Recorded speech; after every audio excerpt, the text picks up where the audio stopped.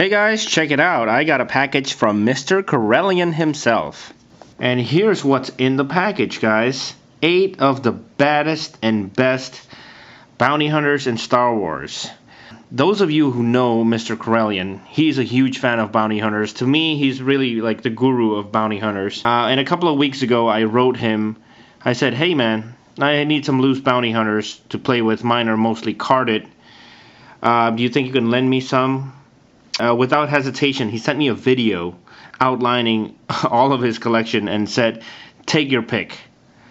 So really, what an honor to have Mr. Corellian's collection on a toy sleepover. And I thank you so much, Mr. Corellian, for that.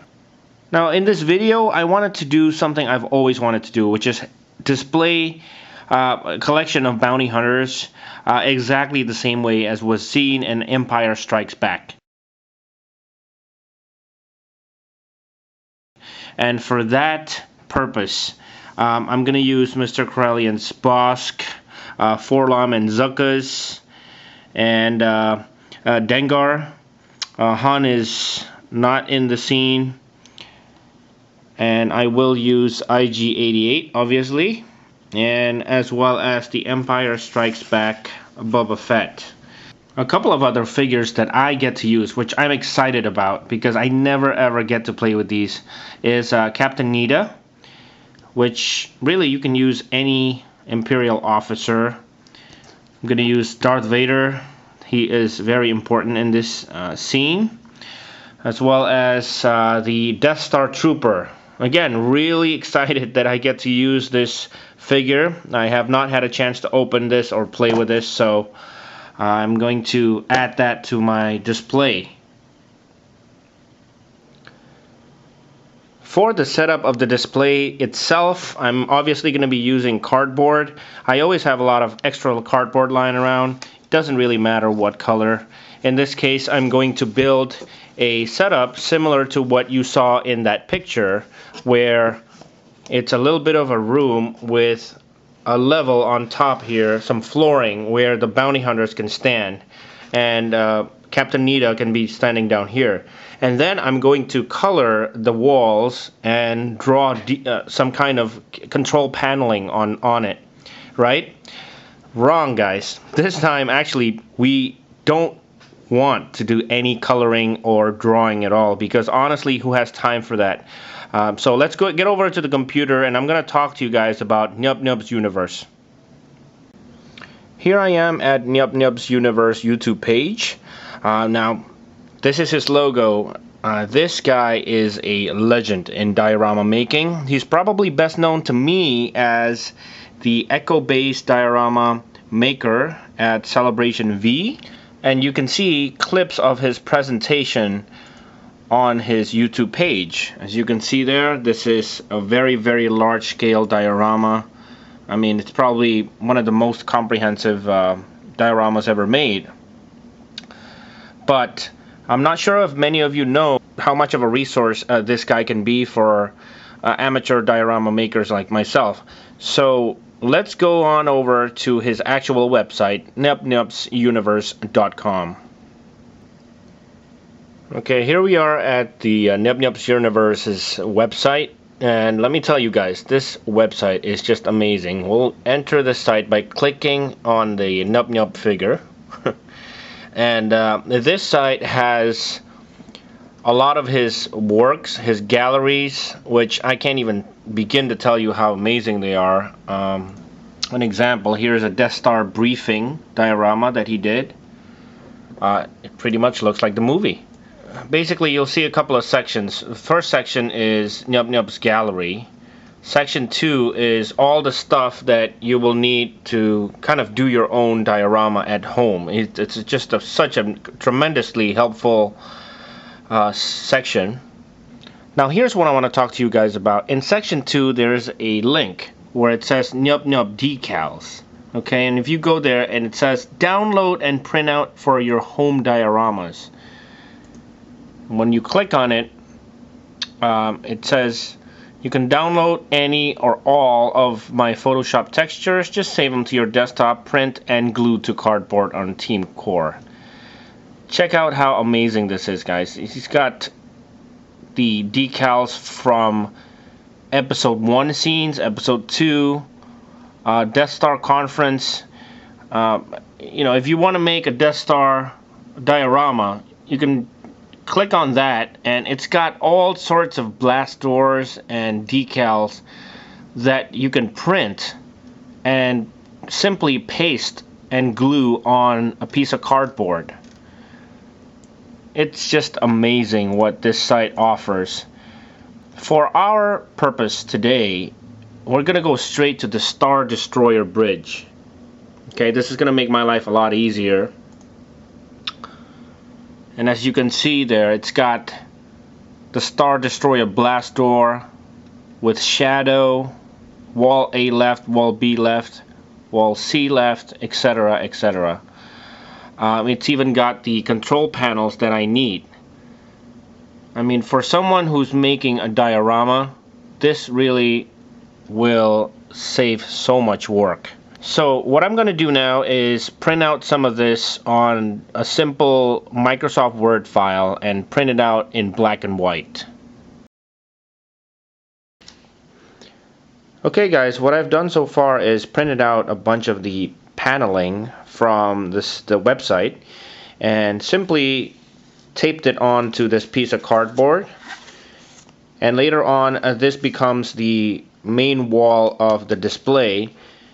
I actually have more than I need. I'm going to cut it probably right here, cut off all the extra pieces, and I'm leaving this on top here because I'm gonna score it with my utility knife and fold it like so. Can you guys see that? Here you can see that I've added some flooring, and all this is basically my card back for my Visionaries. I don't know if some of you remember that I used this card back for my Jabba's throne because it has this sort of dark metallic with panels type of pattern. I thought it'd be perfect for the bottom here, and just to give you an idea, this will get folded in. Next, we're going to worry about putting on a platform here for the bounty hunters to stand on. And for that, it's an easy fix. Just take a piece of strong cardboard, or not even that strong because you already have a little bit of support here. And preferably a colored one, maybe black or gray. And all you need to do is simply just put it on top here. So as you can see, I have a little bit of a stage area here, and what this helps me do is now I only have to worry about two more surfaces, which is the window part and the blast doors part. Now we're going to take care of the blast doors background. That's going to be on the left side of the diorama, and for that I have taken a piece of cardboard and printed a drawing of the blast doors right from the website. Now here's the cool thing that I'm going to do. I'm going to cut out this black part, and therefore I'm going to have a hole on this wall, but behind it I'm going to put other layers of the blast door drawings, again taken from the website, and put layers on it. As you can see here, I got some pieces of cardboard to buffer the different layers, and I'm gonna keep putting it on so that it gives the illusion of depth and perspective. Now MrCorellian did this in his latest Bounty Hunter versus Jedi diorama video, which I thought was absolutely smart. What a better way to pay tribute to MrCorellian than to mimic this method. If you guys haven't seen it, please click on the link and watch it first before returning to this video. It's an absolutely cool little simple thing that you can do for your setups. Here's a preview of the two walls that I made, guys. One is the blast doors, layers of them, just like MrCorellian's method. And on the right side, I just took some foam board that I found and put some stars in it, and also did the same exact method, which is basically a piece of cardboard with printed windows on it. And all I need to do now is just take this stand, leave it there, and put the original setup right under it. couple of things I want to fix on the diorama. This cardboard looking edge is bothering me, so I'm going to just put a little bit of electrical tape and just cover that in black. And now that that's fixed, I also noticed that this paneling looks a little gray. If you guys did it my way and just printed black and white, you might want to take a red Sharpie and put a little bit of lighting. Here you can see, put a little bit of red, maybe a little bit of blue marker on it. That way it doesn't look so gray, and it's a little more catchy in the eyes.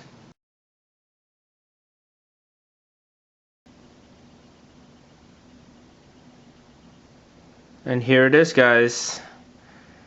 MrCorellian's Bounty Hunters in a little low budget setup. Now I know a lot of collectors have the Bounty Hunters, but I think it really enhances the display if you have them in some sort of setup like this instead of just standing around. I certainly couldn't have done it without MrCorellian's figures. Let me talk to you guys about MrCorellian a little bit. He's personally, he's one of my best YouTube friends. I remember he was probably my 8th or 9th subscriber. And I remember he wrote me a message and he said, "Hey, you've got great stuff. I think you deserve a lot more subscribers. You know, welcome to YouTube, and if you have any questions, let me know." I'll never forget that. It's really kind and generous of him. Now here's a fun thing that I wanted to point out. This is Bosk, and I've always wanted him to stand right there at the edge. And I think Captain Nita is looking up at his dinosaur feet and is just wondering, what in the world are these guys doing here? I thought that that was a powerful scene.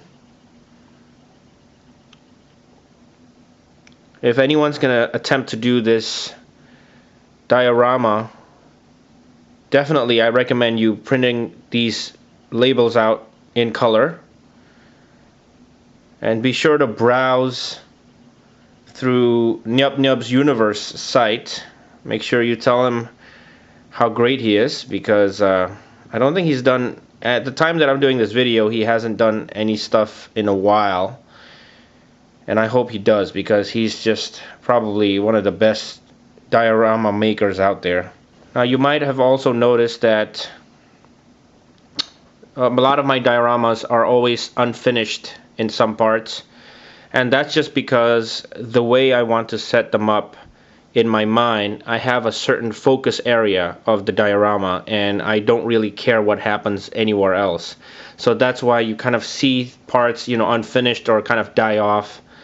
It's because it's the way I visualize it. But as with everything, the more work you put in, the better it will come out. So, you know, those of you that pursue a lot more action with your dioramas, you'll definitely get a much better result than this. And my dioramas definitely always have a lot of room for improvement.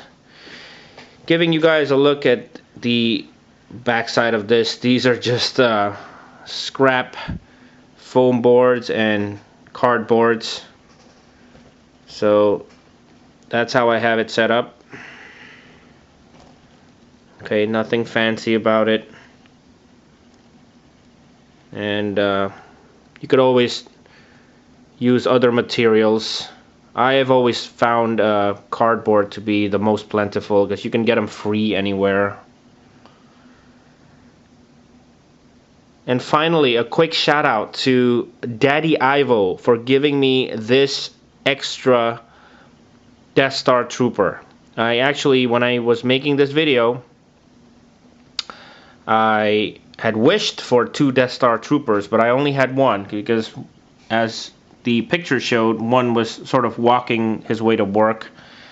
But now that I have another one, I have him trying to figure out what's up with some of these red lights. So thank you so much, Daddy Ivo. Really appreciate that. As always, guys, I appreciate you watching this video and taking the time. I hope you enjoyed it, and I will see you on the next one.